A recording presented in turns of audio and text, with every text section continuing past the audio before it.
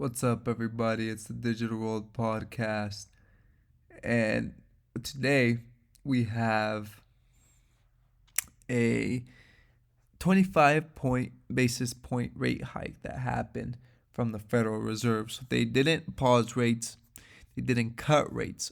So, and it seems like this is, it's a lot of bluff, right? Because if they had gone and stopped the rate hike,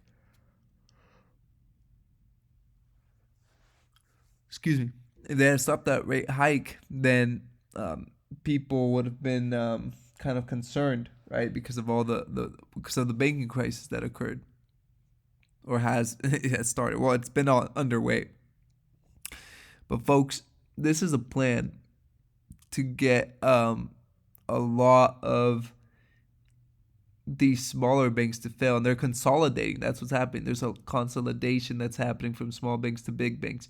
And what's happening is that these smaller banks are going to fail.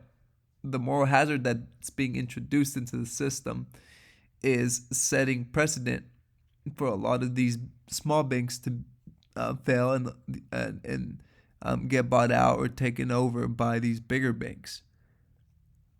Uh, and when that happens, um, there's going to be a monopoly, a stranglehold on the financial system. And if these big banks happen to, get in a very tough situation, well, they're gonna, the Federal Reserve is gonna come to the rescue and they're gonna put them on their balance sheet, and now they have uh, uh, full control of the financial system. And the FedNow payment system is coming in July of this year. So interesting timing, and this is you're starting to see the wall being formed around people in the financial system. There's no going back on this one, and we're being surrounded. Take a look at this video. And it's not about the U.S. versus China. It's about what underpins a world order is always the financial system. I was very privileged. My father was an advisor to Nixon when they came off the gold standard in '71, and so I was brought up with a kind of inside view of how very important the financial structure is to absolutely everything else. And what we're seeing in the world today, I think, is we are on the brink of a dramatic change where we are about to, and I'll say this boldly, we're about to abandon the traditional system of money and accounting and introduce a new one. And the new one, the new accounting, is what we call blockchain. It means digital.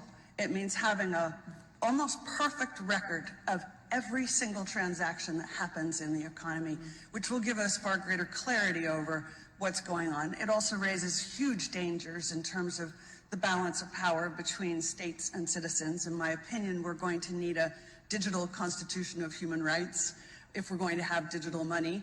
But also, this new money will be sovereign in nature. Most people think that digital money is crypto and private, but what I see are superpowers introducing digital currency. The Chinese were the first.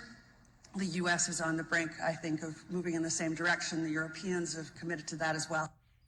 And that's exactly what's happening. We're going digital.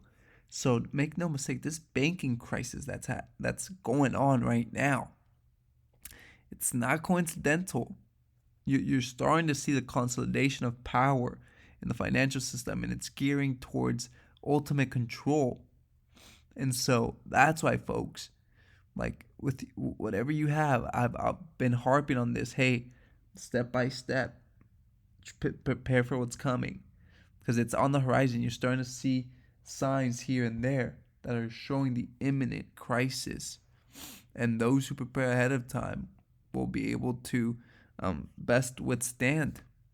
You're not gonna avoid it. It's coming, and everyone will be affected. But some people will be able to fare a lot better under those circumstances, under the tyranny.